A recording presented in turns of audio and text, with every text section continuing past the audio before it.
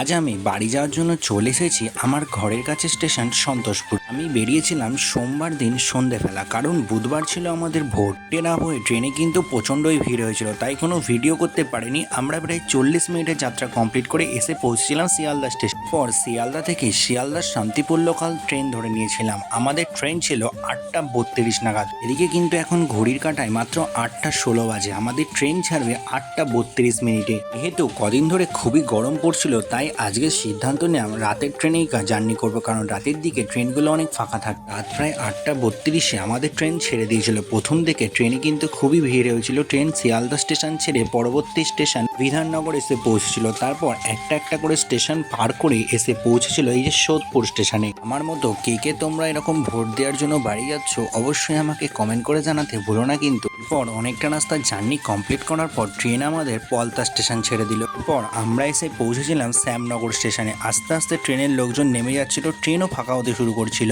তো ট্রেন ছেড়েছেই 8:30 নাগাদ। আর আমি তো নামবো লাস্ট স্টেশনে, তাই আমার কোনো চিন্তাই নেই, কারণ এই ট্রেনের লাস্ট গন্তব্য হচ্ছে শান্তিপুর। জানলার ধারে একটা সিট নিয়ে নিয়েছিলাম আর কানে হেডফোন গুঁজে সুন্দর হাওয়া খেতে খেতে আমরা এসে পৌঁছে গেছিলাম এই যে নৈহাটি স্টেশনে। নৈহাটি স্টেশন যেটা বড়মার জন্য এখন খুবই বিখ্যাত, এখানেও নামার জন্য অনেক লোকেই ভিড় করেছিল। এরপর ট্রেন তার গতি নিয়ে নিয়েছিল। দিনের বেলা এই মাঠঘাটগুলো দেখতে কত সুন্দর লাগে, যেগুলো রাতের অন্ধকারে একদম ডুবে গেছে। এরপর ঘড়ির কাঁটায় প্রায় 10টা বাজে আর আমরা এসে পৌঁছেছিলাম কল্যাণী স্টেশনে। দেখতে দেখতে কল্যাণী স্টেশন কিন্তু বড়ই ফাঁকা হয়ে গেছিল। এরপর ট্রেন আমাদের কল্যাণী স্টেশন ছেড়ে দিল। কল্যাণী স্টেশনের ফাঁকা শান্ত পরিবেশ যেন মন ছুঁয়ে যায়। আস্তে আস্তে ট্রেনের বগিতে মাত্র গুটি কয়েকজনই বসেছিল। তারা প্রত্যেকেই পা তুলে সুন্দরভাবে আরাম করে বসেছিল, কেউ কেউ তো আবার শুয়েও পড়েছিল। আর আমার বেশ কিছু কাজ ছিল, তাই আমি ল্যাপটপ নিয়ে একটু কাজ করতে বসেছিলাম। আমার এই 2 থেকে 3 ঘন্টার জার্নির মধ্যে তোমাদেরও জার্নি করতে বা এই গল্পগুলো শুনতে তোমাদের কেমন লাগছে